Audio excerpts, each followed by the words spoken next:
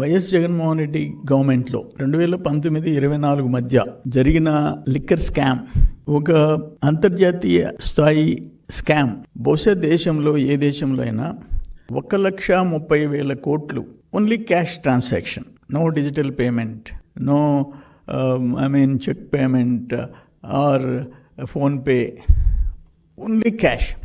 ఆనాడు prime minister Modi గారు digital India అని చెప్పి పదే చెప్పాడు, క్యాష్ ట్రాన్సాక్షన్స్ తగ్గించమని. ఈయన క్యాష్ ఆంధ్రప్రదేశ్గా మార్చాడు. ఈరోజు ఎంక్వైరీ జరుగుతుంది. ఆ ఎంక్వైరీలో కూడా అసలు లోతుగా పోవాల్సిన అవసరం ఉంది సిఐడికి. మీరేదో 3,200 కోట్లు అంటున్నారు మీరు, కానీ అన్అఫిషియల్ సేల్స్ మీరు అకౌంట్లోకి తీసుకోవటంలా. నేను ఒక మాట అంటాను, ఈడీ ఇంత మనీ లాండరింగ్ మీ లెక్క, సిఐడి లెక్క, నేను తర్వాత కూర విషయాలు చెప్తా. 3,200 కోట్లు అంటే ఈడీ ఎందుకు ఎంటర్ కాదు? అసలు అప్పుడు కూడా 19-14, బిట్వీన్ 19 and 14 ఇన్ని వేల, మోర్ దాన్ 1 lakh crores, 1,30,000 కోట్లు ట్రాన్సాక్షన్.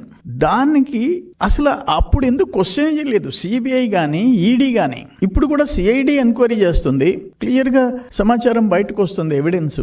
ఇంకా ఎందుకు ఈడీ ఎంటర్ కాదు?